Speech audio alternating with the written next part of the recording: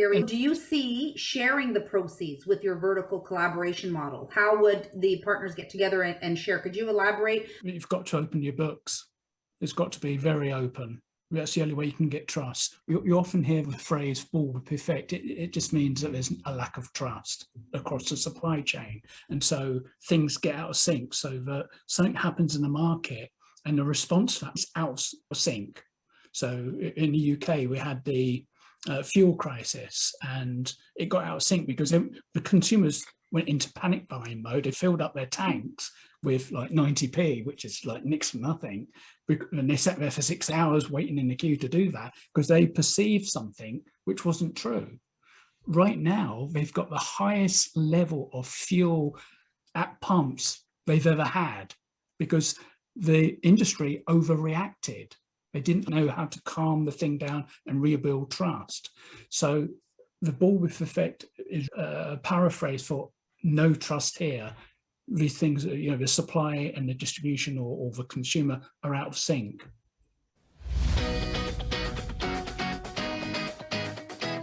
Welcome, and thank you for joining me today. My name is Gary Newberry. I'm a senior executive on call, helping businesses in the make, move, sell flow of consumer goods and services. My purpose is to inspire business leaders, particularly those within the consumer products and retailing space, to think big, be bold, scale, adapt and win, one epic supply chain transformation at a time. There's additional content available through my website, RetailAID.ca, or on my YouTube channel, RetailAID. Be sure to check it out. As the business world faces much volatility, uncertainty, complexity and ambiguity, organizations need to be tapping into resources with an inside edge on transitioning their teams to be agile, innovative and digital, with thought leaders, experts and senior executives who have mastery of operational turnarounds and strategic transformations to help reorientate their enterprises. There's great material to get through here, so let's get started. Welcome everyone for our final session of the day. E-commerce has been the most important aspect of supply chain and consumer behavior well before March of 2020, but most especially since March of 2020. The evolution of last mile and curbside pickup has assisted both companies and customers alike in keeping up with growing demand despite lockdowns, and of course there seems to be no stopping. This seems to be the state of the new normal. This session is presented by Gary Newberry, Anam Shah, and Liza Amanli. Gary, our resident retail expert and a CITT certified logistics professional, has established an international reputation for developing and executing supply chain designs that consistently build marketplace prominence, shareholder value, and consumer trust. Recognized by CITT for his creative thinking via CITT's 2020 Innovator Award, Gary has been identified as one of Rethink Retail's top 100 global retail influencers for 2021. Anam Shah joins us. He's a CEO and co-founder of Joey.co, 15 plus years of logistics engineering experience and advocating for new venture growth and creative new business strategies. And last, Liza Amanli, principal and founder of Retail Strategy Group, with over 2 decades of experience in merchandising, product creation, and go-to-market strategy across physical, digital, and omni-channel. She runs a consulting practice that helps companies in the retail space dramatically improve profitability and increase organizational effectiveness. You can find Gary and Liza at www.theretailcode.ca. Their podcasts regarding everything retail and e-commerce can be found there. I'm going to now turn it over to Gary, Anam, and Liza. Thank you so much. Okay, thanks ever so much, Pina, for that introduction, and welcome everybody to this session. We're going to be talking about e-commerce. We've prepared a quick agenda. It's going to be by the way of a kind of fireside chat, so we're not going to get super formal about this, but I want to set off with a scene set, what we were doing before the pandemic. I'm going to pass it over to Lisa to talk about omnichannel, about what that actually means and how retailers are trying to adapt their proposition to fit better into a world of retail rather than separate channels. We're going to sort of talk with Inam about some of the flexibilities and options that he's able to have delivered during the early stages of the pandemic. We'll probably try and look at how retailers and third-party logistics providers, albeit there might be the shared economy, how that's shaping up. And we want to end up broadly with some of the challenges that have been presented and may continue to present themselves in the future, the constraints. And I think if you've been involved in any element of the retail supply chain, you've probably got a fairly good idea of most of the constraints, what the opportunities are for people within the world of e-commerce and retail. So in terms of the scene set, I'm going to lead straight into that. So if we just cast our mind back, it feels like an eternity. But cast our mind back to 2018, 2019, for those observers of the retail industry here in Canada, I have to tell you that as one of those, online really was like almost a fledgling business. We've had e-commerce for a long, long time. We've started in Canada, probably one of the key prominent points was something like the grocery gateway back in the mid-90s, and many retailers had found a way onto having a website, maybe even processing orders, but it really wasn't the mainstay of their business. If you look at Canada stats figures over a long time, but e-commerce was, trifling, it was about 3.5% on a good year. So really, my conclusion from that is that we really weren't taking it very seriously. And certainly when I came here as a newcomer, and I talked to a lot of people about last mile and how exciting it could be, and most of them actually said that'll never take off around here. But what was happening during that 10-year period up to the pandemic was consumers were becoming much more digital savvy. I think retailers hadn't really got that message clearly. We'd had our mobile phones, our iPhones, our Galaxies and whatever.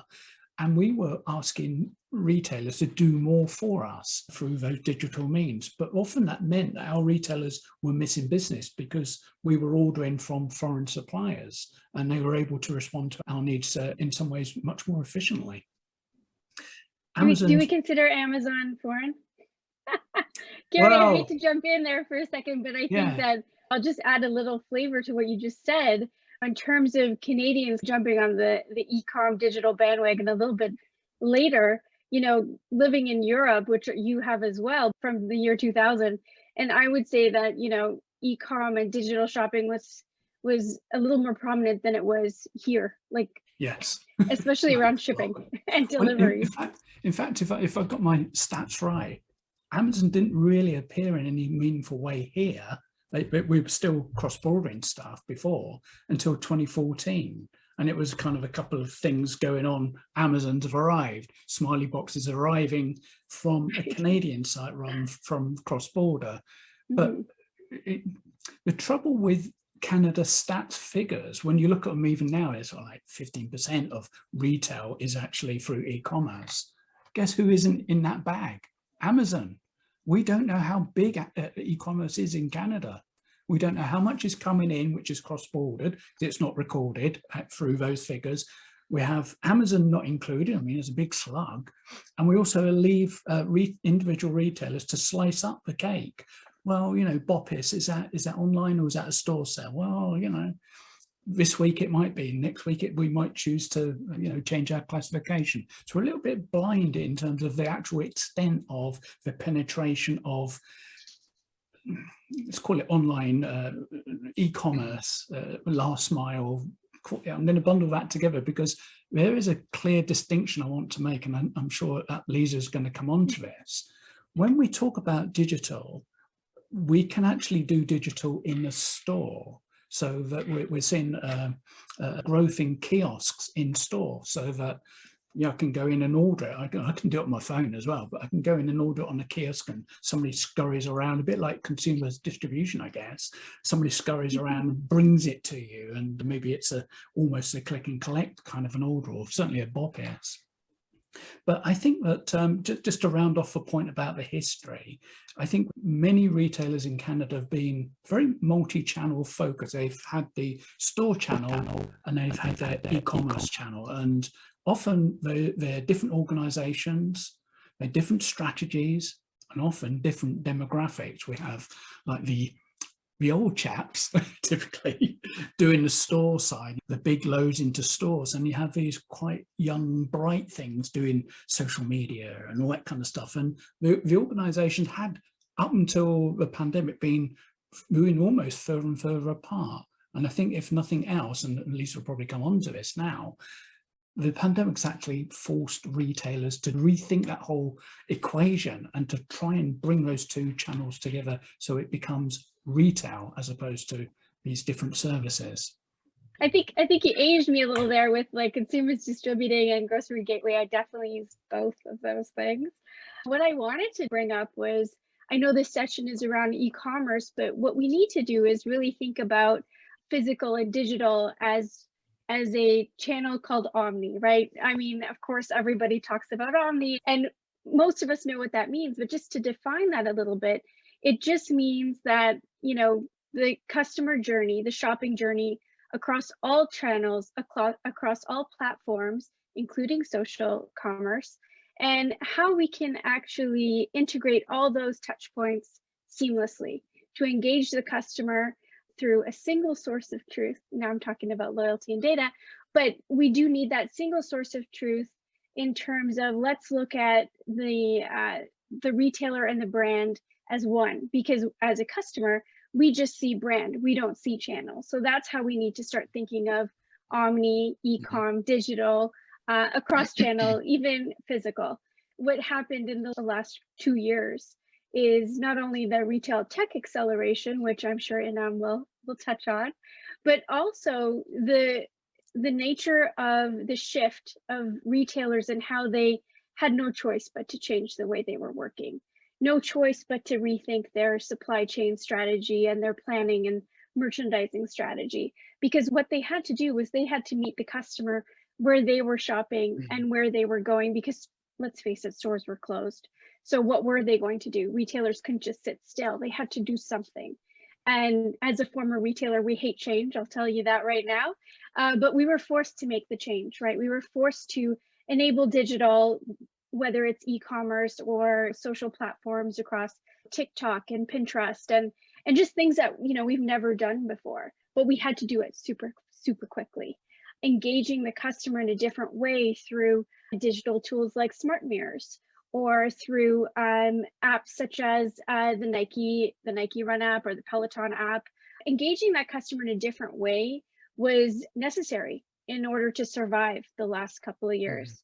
I think that, did you want to pipe in here? Thinking about all the touch points of the customer, fulfillment is a huge one. That went through so much change, whether we talk about curbside, BOPIS, fulfillment from stores, and then the impact of that through not enough resources out there. People are getting sick, they can't come to work. COVID is a reality of today, you know, putting in safety measures and, you know, decreasing capacity of stores. So how did that impact your business? That's what I think a lot of us would like to know. You nailed it, Lisa, with the evolution of the consumer's expectations, really. And Gary, you're absolutely right. I mean, we had Grocery Gateway close to 20 years ago. So, you know, what happened? It's not like we were sidelined by e-commerce. We've been here. It's the expectations that we were sidelined by. And I think the pandemic really accelerated all of that. So I agree with that. And in terms of the behavioral change and also another part of that follows fairly quickly as the geographical change that we're going to see in terms of how the population is distributed. With a lot of the retailers sidelined by the pandemic and then, you know, a huge influx of online orders, it wasn't just about the product anymore. It was, how do we do damage control? And that highlighted a very important, crucial aspect of e-commerce that was previously largely ignored, I'd like to say, by retailers, which is consumer experience. Well, they placed an order and they're expecting to get it on the scheduled time window slot that they picked, but you know, with the supply crunch and the logistics bottleneck, they're not getting those grocery orders or what have you delivered on time.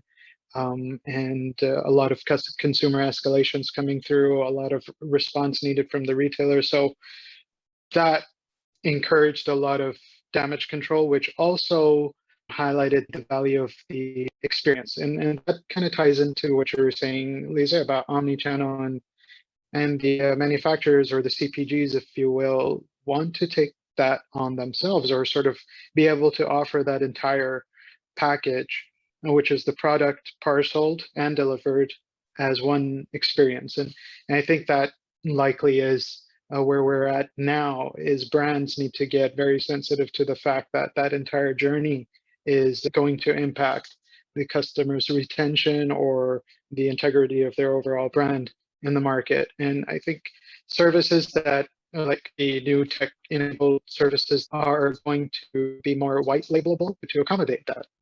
So, okay, private labeled with the tech service over there is not so prominent to the consumer, and it's allowing the manufacturer, the brand itself, to kind of take on that experience and own it, and be able to offer another element of differentiating and competing. Because the other thing for businesses and retailers, largely, Lisa, you may agree, is the competition has gone up. It's not just about which brick and mortar location you were privileged to have a lease on and now stock up in. It's about, well, what's the reach of that store location? And with omnichannel and consolidating all the different sales channels to be more streamlined, experience becomes a big part of that as well. Yeah.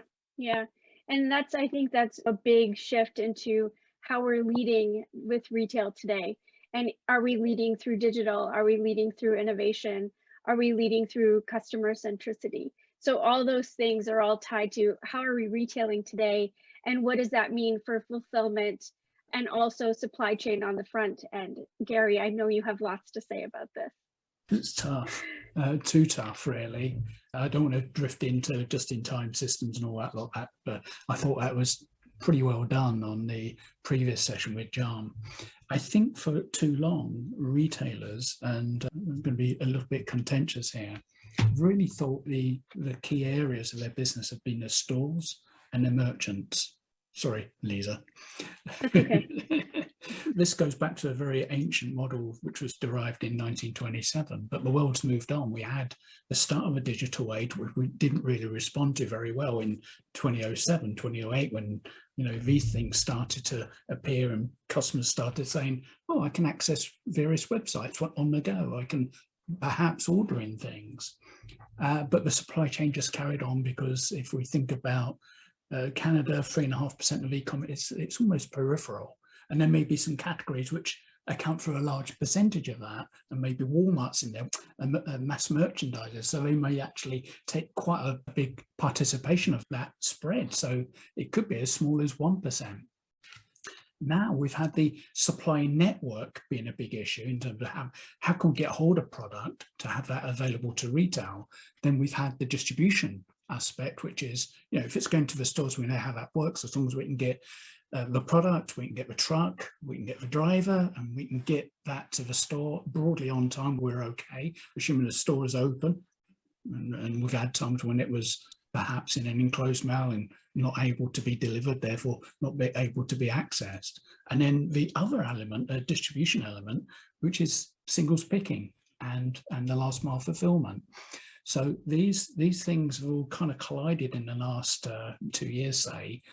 And I think to the point you've made earlier is, are we going to get out of this through innovation? Because we can't get out of it just by doing what we've been doing since 2019 and just trying to do a bit more of it, because that's not going to get us anywhere. It is about rethinking, right? It's rethinking the way that we've been doing things. Yes. And even though we've forced retailers to change the way they deliver to the customer, meet the customer where they're shopping and where they're engaging with the brand, we need to think about planning. And I think that what the pandemic did is that it put planning in the spotlight. And I've talked about this before, as you know. When we think about planning assortments, we plan them like a year ahead, at least a year ahead, in some cases 3 years ahead, because we're developing innovative textiles and products. But what we need to do is get closer to the customer faster. And the way to do that is to enable more in-season planning, so that you can react to customer shifts in their shopping behavior. You can meet them where they want to shop. So let's talk about fulfillment and curbside, for example. If the population is moving out of the city, then we need to focus on reallocating product from our, the A stores and the flagship stores and pre-allocating them to these other stores where we notice that more customers are picking up their product. This is something that I find is such an afterthought, and we need to think about this so much earlier in the process, use data to drive some of those decisions around where are we going to allocate product and what product are we actually going to put into our stores and on our shelves and in our endless aisles online. Because what we need to do is make sure, are we able to not only deliver to the customer, but if we're delivering an e-com order, will it get to the customer within 7 days to 2 weeks, or are they going to experience the supply chain chaos and the disruption that we're experiencing today in our DCs? So there's a lot to think about in terms of rethinking the way we're retailing today, from supply chain to merchandising and planning, all the way to fulfillment and meeting the customer where they're wanting their goods. And one of the important components for people who sort of observe the retail industry is a lot of talk about localization, which is dovetailed in with personalization. And if we think about the overall flow of retail, that the thing that actually is missed from that equation, because it's personalization, we get things on this and we have potentially an assortment, is the actual store. Because it's easy to diss a store, get rid of them. We can do everything by e-commerce. It's so convenient. We don't make too much money doing that, but anyway.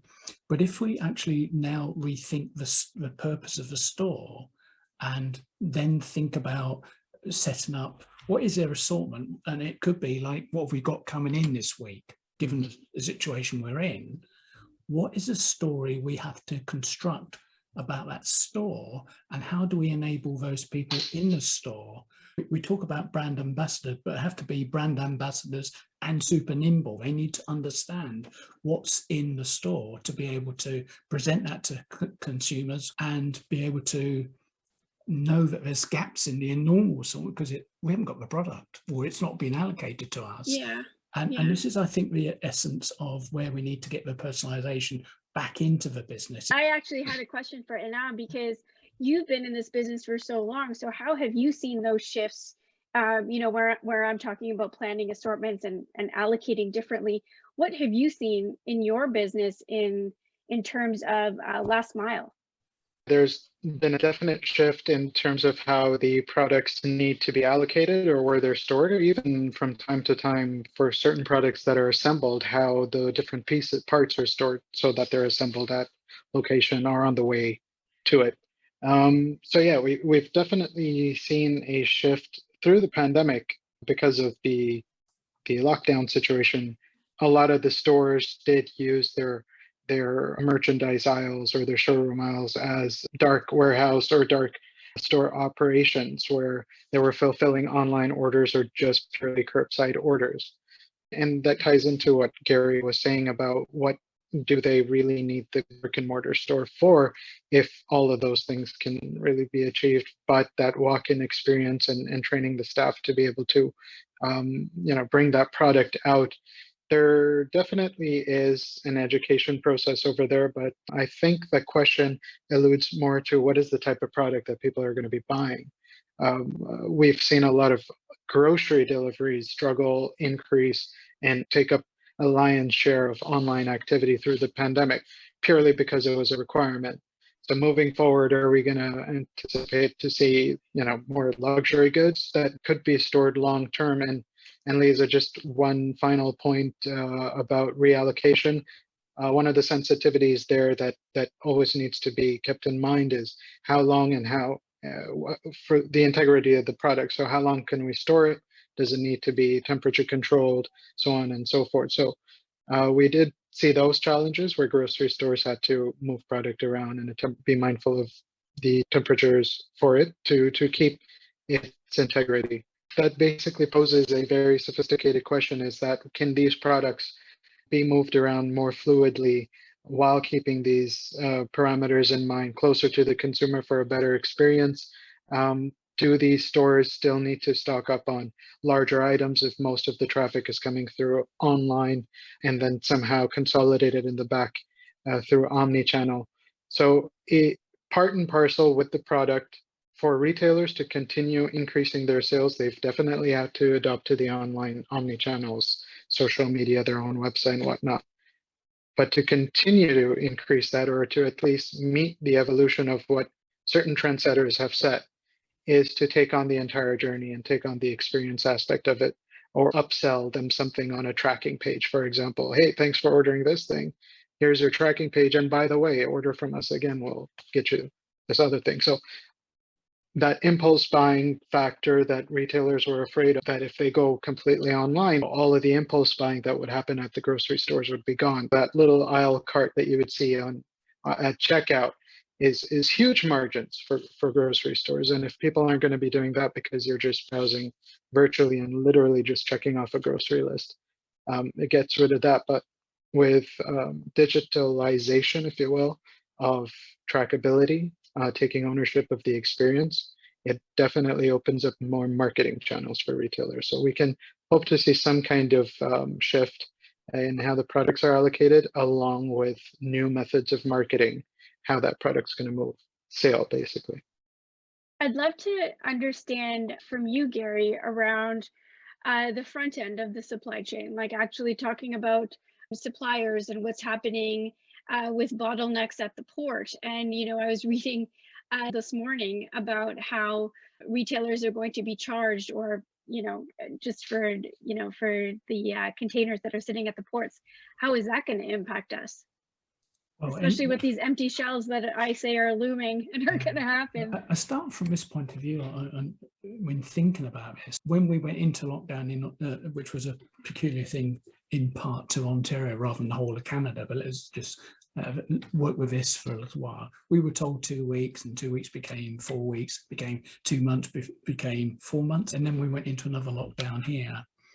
We're like 20 months into this, and all the information that I receive, applying my own logic onto things, we might only be halfway through this. If that's the case, if we think we can carry on doing what we did in 2019, just do more of it to get us through the next 18 months, say, and if we don't burn out executives, burn out operatives, don't encourage a great resignation from our base to somewhere else, that's a big problem. And in the space of 18 months, it is entirely possible, if we think of, depending on which category you're in and what your brand represents, it is possible to start thinking about multi-sourcing. And that multi-sourcing thing could be local, it could be nearshoring, maybe south of the border, Mexico, even South America, and multi-sourcing across different regimes. We have to start thinking that way. We can't say, oh, compared to the US retailers where they have huge volumes, we're only Canada. I was talking to London Drugs, who's going to be on a conference with me later this week, and we were talking about explaining what agile supply chains look like and agility in the supply network. And he was actually saying, well, that's exactly what we're doing. We're actually looking at different sources. Sometimes that becomes a problem. And me and Lisa have worked through a few examples of where, there is only one supplier for this. And if you try and make another supplier, you're establishing another factory. So you might as well do that local, if that's even possible. But some of the more, I would say, commodity-based products, where there are other sources, we have to spread out and do that. And if that includes local, I think so much the better, because there are so many advantages with local in terms of the speed to market and the ability to eliminate a huge amount of waste from that supply chain. Lisa waxed lyrical about how we put our order together. She mentioned a year, 3 years sometimes for some products. When we place an order for 6 months, 9 months, and we're just hoping that it will arrive in time, just in time, hopefully, and it'll be right, if it's an apparel, right cuts, sizes, colors, blah, blah, blah. And we already know it's not going to work like that, because we put into our planning markdowns and clearances and dumping into the local incinerator. So we already know we're building waste into the whole supply chain. And that hasn't changed. We're slowly putting a spotlight on the waste around fashion, soft lines, hard goods, and how we're planning. And we should be changing the way we're planning to have that agility. I hate that word. The flexibility to predict what the customer wants and where they want it. So I think once we get that planning right? And once we change the mindset and the behaviors of how we're actually building assortments and product mixes, no matter the vertical, I think that that's when we're going to start to see a lot more action around responsible retailing, putting sustainability on the forefront. I mean, we're seeing it today in terms of, these claims that a lot of brands and retailers are making around being carbon neutral or carbon positive, or, just more environmentally conscious. So the fact is that customers are questioning retailers, and customers have more of a voice and more knowledge than ever before. And that is powerful. And it's a beautiful thing, because I am on board with that. I think that we have to question practices. We have to get retailers to be more accountable for what they're doing, not only to our planet, but the fact is, if we are, for example, moving product in season with a truck every day, that is adding to that carbon footprint, and that needs to stop. That's why we need to plan better ahead of time. We need to get closer to market with speed to market and in-season planning. But we also need to understand better what the customer really wants. And if we can localize parts of our supply chain and our suppliers and our vendors, the fact is raw materials are not in Canada. Our leadership team does not invest as much in soft lines, textiles, that sort of thing on our home base. And we do rely on overseas production of cotton, for example, which is sadly running short. So, there's a lot of things to consider. And I think that once you put that customer in the center of everything you're doing, whether it's merchandising, planning, supply chain, fulfillment, and you put that customer in the middle, you can align your values to what your customer is looking for and how they can stay loyal to your brand, as long as your values are aligned around sustainability and responsible retail. Yeah, I definitely agree with that. I think just in a couple of years, everyone that's going to be coming into the job force will not know of a world without a smartphone. So that's going to be, quite a dramatic change for everyone.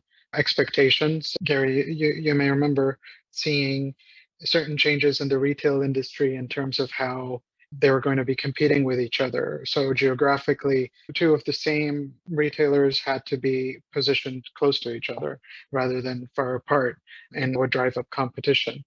We've seen evolutions in the retail industry and merchandising in general through how products are showcased. More and more products are also becoming digital products and less physical, or in terms of the inventory allocation. And how the users can interact or engage or sample the product before they actually order it is another thing that retailers are thinking through. Should we just mail out catalogs with fabrics on them that people fill out and then place their orders? Or should we have showrooms, for example, with no inventory and just merchandise where people can come, touch and feel, and then create the order off of a kiosk? There's a lot of ways that we can now communicate what's available to sell or what's for sale through omni-channel methods, digital methods, that we can absolutely get much smarter with how that product needs to be allocated for a more efficient, environmentally friendly solution. Just because the transportation team owns a truck and that truck is allocated to do the transportation, it's going to be moving regardless of how many packages and whether it's feasible or not from time to time. So we can definitely shave down on all of that excess wastage to start, and then bring in the sophistication needed in terms of product allocation and hit, two birds with one stone, which is get the experience in order and be able to get rid of the excess wastage, carbon footprint. Definitely. And I think the more tools we have, the better. Tools like SourceMap are being used by brands like Vans. You can actually see who made parts of your shoe, which factory, if they were using ethical standards in production and even development, even down to picking the cotton or picking the material. The tools are out there. There's also this other app I actually saw in August when I was at RetailX, and it's called EcoCart. This one blew my mind. I have to say, basically, it's a plugin for brands to put on their through the buying journey, so that the customer can see what their carbon footprint is, which product they're choosing. It will evaluate what their carbon footprint is, what packaging they're choosing, what delivery method they're choosing. And that really gives that accountability and ownership to the customer, which is awesome, because if customers are going to be the ones that are going to make brands and retailers accountable in changing the way that they're working and retailing, then giving that knowledge and power to the customer is critical. Yeah, absolutely. I think that makes a lot of sense, and consumers are definitely driving their own behavior, so they might as well drive the mandates that the retailers need to meet those expectations. Yeah, for sure. I'd love to understand, Gary. I was actually just going to ask you about developments around adaptability. I know you talk about adaptability and flexibility. And of course, my least favorite word, agile, but it is necessary. I'd love to know more about that. I've talked to quite a lot of people about, we touched on earlier about the supply network and about working in a very different way with suppliers. Typically, we have worked out our demand, worked into an order, and we're looking to place it with one supplier. So we get over the minimum order quantities and get the bulk discounts. But often we find that we're in the same factory as our competitors, which doesn't really give us a breathing chance of competing properly, because it depends on how big they are as to how we sit in that picking order, how we sit on that production schedule, and when our container's going to come out and get onto hopefully a boat and get across the ocean. What I've been talking to people about is the whole concept of collaboration, and that doesn't mean the collaboration which says, if you give me a good deal, we're collaborating, but if you give me a bad deal, you're a rubbish supplier, I'm going to find another one until you give me a decent deal. By the way, here's my order, and if you don't do it in full and on time, I'm going to fine you. That sounds like a heap of collaboration there. What I have in my mind, and I'm trying to get the word out, is that I will multi-source and I will be price indifferent. Now, most people go, what? Pay anything? No, not quite the opposite. I want a single unit cost for any volume I give you. And I want to work with you as a collective. So I'll have all my suppliers on a Zoom call, people in Italy and China and Vietnam and UK, wherever it might be, sitting in a room together and say, here's my demand. I need 7,000 widgets, and I need that demand in my stores in the next 3 weeks. How are we collectively going to be doing this? And they can work amongst themselves, we can work together, whatever it is. But I want to see some real collaboration going on, which means being open with the books, being open and honest with our approach towards, the negotiation is done, the price is done, everything is about service and performance. So that is a very different world. As we live in retail, it is all about doing the deal, fine, the price, but the rest of it is like, yeah, I need that, I need that, I need that, I need that. And I'm talking to one person. And if I have two sources, these people never talk to each other. I keep them very separate. I don't put them in the same room together. I don't encourage them to work with me on my demand requirements. So it's quite challenging. And for most people to get their mind around, especially many merchants and buyers who have been brought up on the diet of just a single focus, and I have a single focus with this person, single focus with this person. This is, I'll read you the right act when you underperform. And I keep it almost a secret until the annual review or the quarterly review, whatever it might be. We have to abandon those structures and we have to move towards something which is much more honest, authentic, and we literally are in this boat together, and we win together and we lose together. So if my forecast is miles off and I have loads of product coming over and my customer doesn't respond to that, we're in this together. I'm having a heart attack over here, because as a former merchant, I can't imagine sitting in a room with my Ralph Lauren product development team or my Nike development team saying that, we're all going to sit in a room with all our competitors, with Adidas, with Under Armour. No, not necessarily this way. With Tommy Hilfiger. Our supply network. As a team. Oh my God, I was having a heart attack as you were saying that to me. Although I did go to one client, and it was in a completely different area of business. And I said that if one of your clients wanted a huge amount of work done, really it would be beneficial for you to get all together as suppliers to that, much it's reverse of this, and say, look, we've got this capacity, and to be honest about it, because you can then deliver on that, and that customer's needs are served. And that's where I keep coming back to the fact of we have a customer and we need to serve that customer, as opposed to have this very complicated commercial situation where the customer doesn't always feature in the discussion, and certainly not in the mindset. Yeah, but then we also need to think about how do we protect our brand that we're working with. That's where I am. That's why I was having a bit of a hard because I see where you're coming from. We have to work for it. It's not like we just do this on day one and, oh, it didn't work out. No, we have to literally coach and encourage this whole new way of thinking into position. It's not going to happen like that, but we better make a start, because we've got 18 months and look at the state that we're in. We're going to go into the holiday period and there's going to be gaps all over the shelves. And that is a manifestation of pretty much everything we've been doing for the last 20, 30, 40 years, putting that, finding a source of cheap product and bringing it over. It's been a pretty consistent source of product, just to put it in its context. And our global transportation system have been pretty consistent. We get it on the boat. Actually, that used to be really cheap to do that. We used to find containers, put them on the boat, send them over, get through the port, get them into a distribution network, get them out to stores. That's been working fine when we've had a very skinny movement or oscillation with our demand curve. Look what's happened now, and look how exposed we are.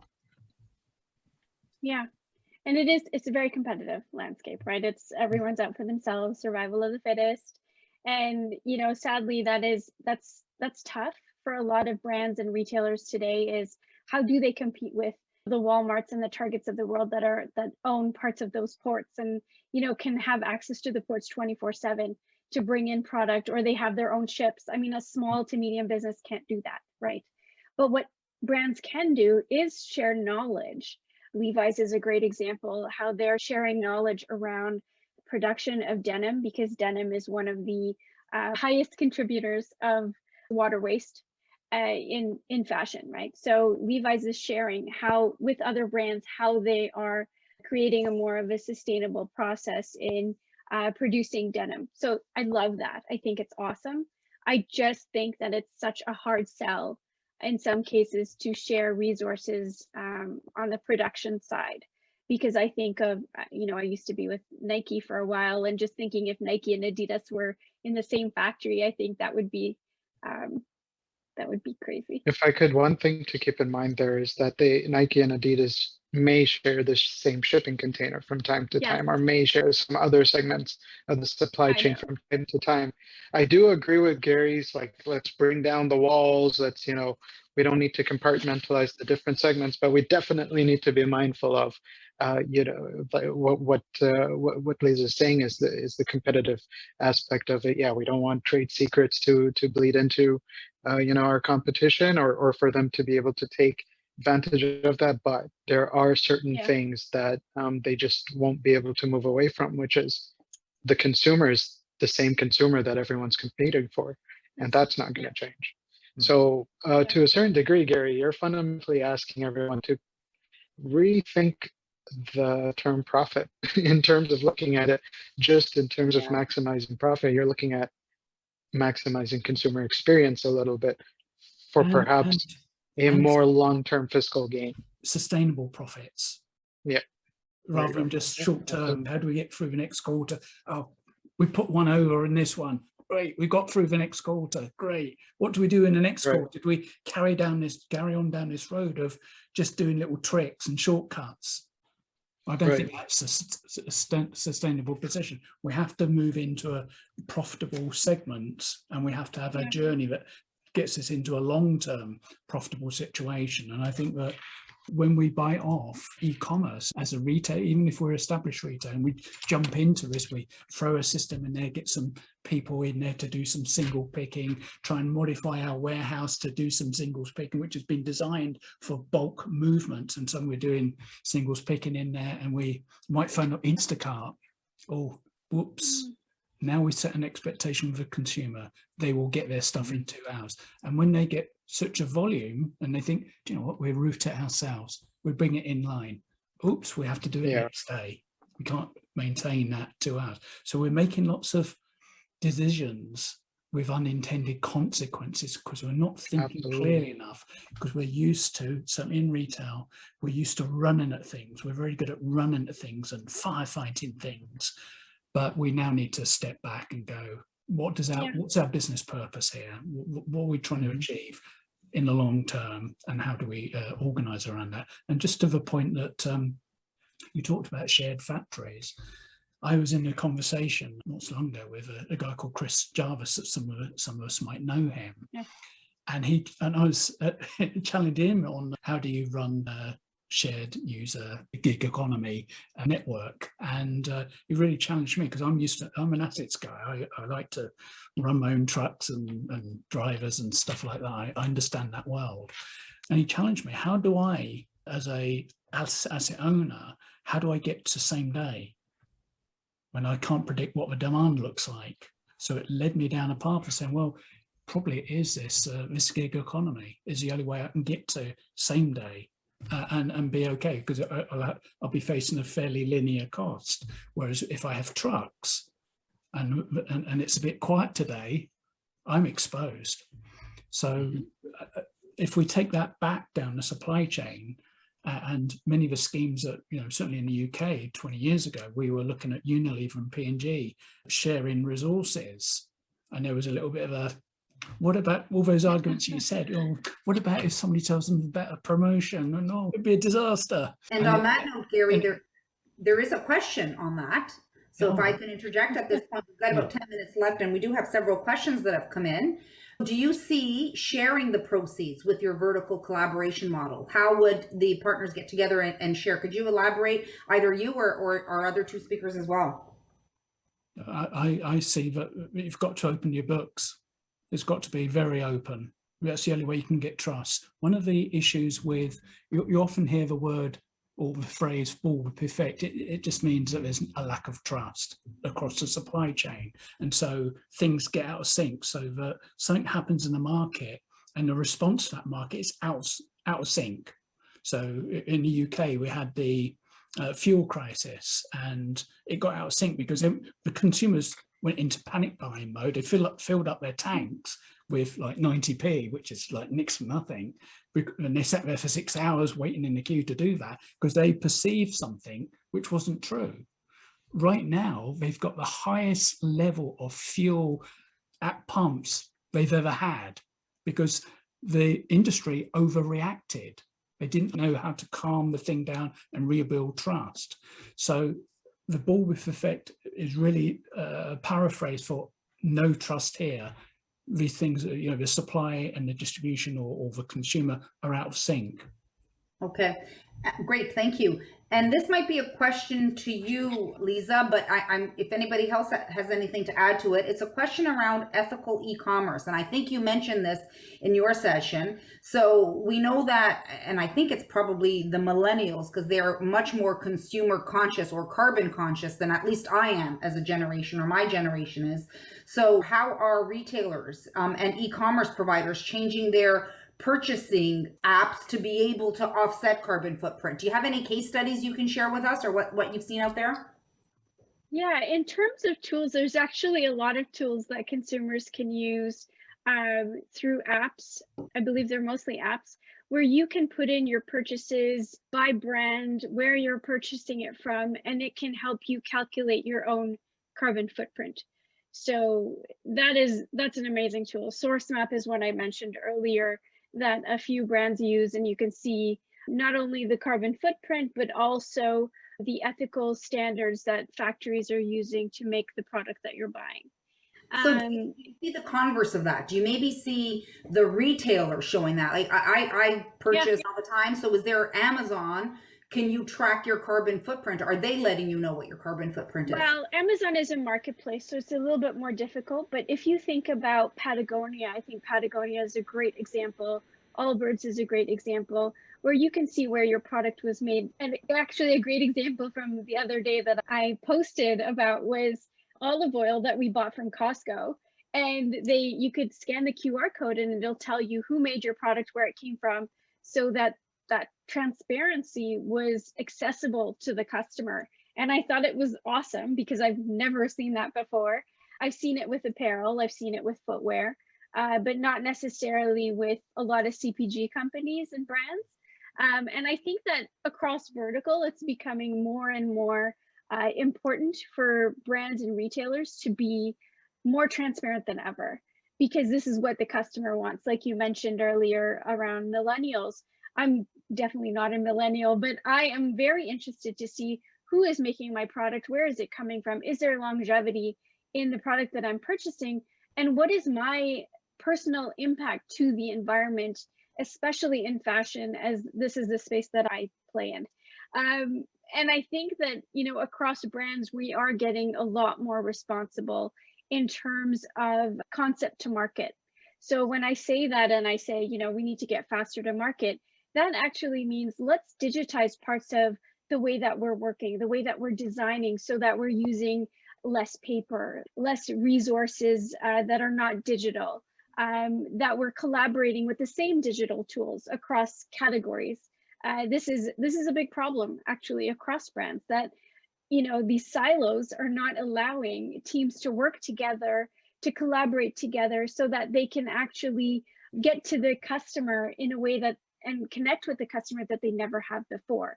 So if we're aligning on sustainability values, and retailers, you see that they're making all these sustainability claims, especially right now with the G20, then what we're going to notice is that customers are going to ask more questions.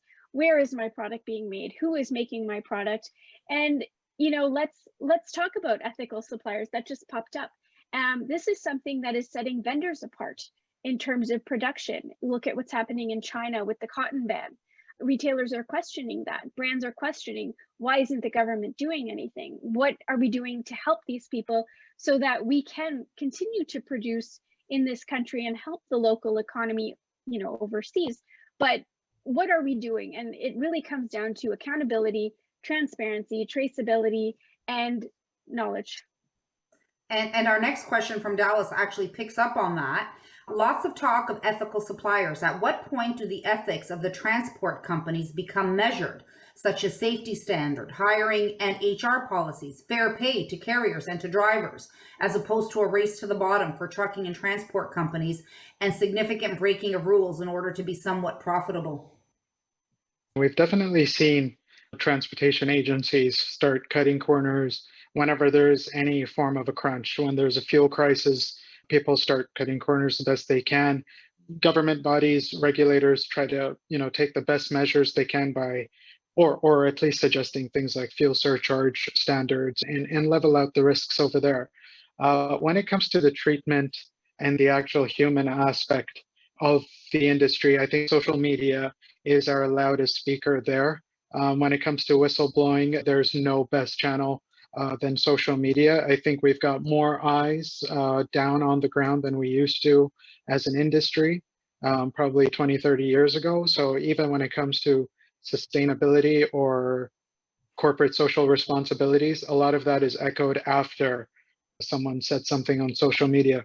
So I think there is an organic progression towards bettering any maltreatment that we have seen in emerging markets, and specifically to your question around supply chain and transportation. But I think through social media, we're going to continue highlighting and continue fighting those challenges through exposing them, more prominently making it a point that needs to be remedied, and coming up with a solution, and just not being blind to it. A point that Gary raised earlier is that there's too much compartmentalization, if you will. So I think that hits home. When is that going to take effect? Anyone currently in the e-commerce space and that had attended any of our previous sessions in terms of gig economy, it's all to do about the individual and their experience. So we may see that increase. We may see some more whistleblowers come up from areas that there are certain issues of maltreatment. Great, thank you. Last question of the day. Thank you to all of our speakers. Gary, you touched on this. The Halloween decorations have come down, which mean that all the Christmas decorations are now going up. Is this going to be a bleak Christmas? And are we going to have to explain why Santa is having a supply chain issue? What does this Christmas season look like? Well, I've talked about empty shelves a lot in the last few weeks. Yes, we are having challenges with getting product on shelves, but retailers also are thinking of contingency plans. So not only do we have an abundance of excess and aged inventory, but we also have that ability to move product around. So if products are still on ships and they're stuck at the port, what do? Well, we use visual merchandising to help make sure that, you know, our stores are telling a story to help delight the customer. Empty shelves, yes, they are going to be, I think we are going to have them. I think that a lot of people will start to panic buy again around essential items, sadly, like toilet paper.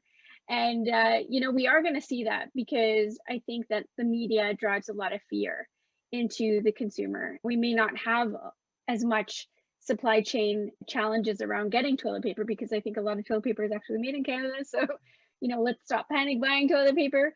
But I do think that their retailers are thinking of contingency plans, especially around the lack of raw materials right now and the shortages happening across production and development. We're looking at different factories. We're looking at, you know, digital tools, increasing that speed to market, more in-season planning, so that we can react to the customer a lot quicker and predict better what they want and when they want it. It is a work in progress. I think that this Christmas is going to be interesting, but when you look at the shelves of Walmart, they're still full. So I think we're going to see that more with the smaller and the medium retailers. So, Inam, have you got a projection or a view on what we're going to see over the next 6 to 8 weeks? Yeah, definitely. I think in terms of fulfillment speeds, we may see a slowdown because of the supply chain crunch, but in terms of sales, that may continue. I mean, I think we might see a spike in pre-orders, people ordering ahead. There's a definite trend in retail of people placing orders before the products hit prototype stage, right? So that may continue. We still may see pre-orders coming in and an ambiguous delivery date by the manufacturers. Consumers right now, as the media has bombarded them with it, don't expect anything on time. So yeah, I mean, we could very well hear some news out of the North Pole about elves going on strike or something to let them know why it's slowed down, or, you know, Santa's gone electric and we're still waiting for it to charge up. But it's something that's going to slow down, but I don't think the sales will take much of a dip. People are still looking out for those products. The PS5s, the PlayStation, electronic goods are still going to be moving off the shelves. Just fulfillment and delivery dates might be pushed out. There's a small TikTok video out there of me saying probably slightly different, which is we've got to let the retailers have time to get themselves organized for the peak. And of course, now we're in November, it's becoming much more of a premium exercise. I come from a point of view that only a handful of weeks ago, I saw a projection for the US being somewhere between 10 and 13% year-on-year increase, so December on December. And December last year was pretty high because of everyone was broadly in lockdown, trying to, you know, do everything by e-commerce. So it must be a very expensive period for most retailers. But then I saw the August figures, and I know that's a few months back, but it gives us an indication. If you look at the charts, they're starting to head downwards. Now, if we think about Ontario, we opened up literally 30th of June. So let's count July and August being 2 months. And if a trend after the catch-up spending is now starting to point downwards, including e-commerce, I wonder what September looks like and what October looks like when all the subsidies start to get pulled back by the government. And what does November look like when we're all kind of saying, well, have we got a job? Have we got enough discretionary income to go and do a blitz on Christmas? And I'm seeing leisure figures, which go and do lots of customer research about spending higher per person. I'm seeing a very confused picture. We have confusion on supply, getting it into the stores and onto the shelves or available on e-commerce. And we've got these trends coming, almost conflicting trends. So I've got a feeling it's going to be pretty much as flat as a pancake, but I'm sure I'm going to read something later today and it's going to fill me with either deep joy or, you know, worry. I think we're still going to see the increase though in sales, even though we may experience some empty shelves maybe closer to Christmas. but we're really going to see that supply chain disruption hit the shop floor in the new year. A lot of retailers and brands overbought significantly for rise in e-com sales, and that's what we're going to see. We're going to see a lot less promotions across the board because retailers and brands are encouraging customers as well as the media to shop early. So we're going to see, we've seen sales rise already. I mean, I was in the mall 2 days ago. It was packed, and I was pleasantly surprised as a retailer. It makes me happy to see people spending money in our economy. But I think that the media drives a lot of this fear and panic into the consumer. And yes, we are going to see some disruption, but I don't think that it's going to stop people from buying. They're just going to buy something else. This audience is predominantly made up of logisticians, so I'm sure we're all going to be watching it very closely. On that note, thank you to Lisa, Gary, and Inam, and thank you to Jovico for being our title sponsor. We look forward to seeing you all back here tomorrow. Have a good afternoon, good evening, everyone. Thank you for listening today. I hope the information has been valuable for you and your team. You can connect with me via the website retail.ca and go to the contact page, or via LinkedIn by typing linkedin.com/in/last-mile. Look forward to hearing from you and playing an active part with your supply chain and your business's transformation as you start to act boldly, think big, scale, adapt, and win.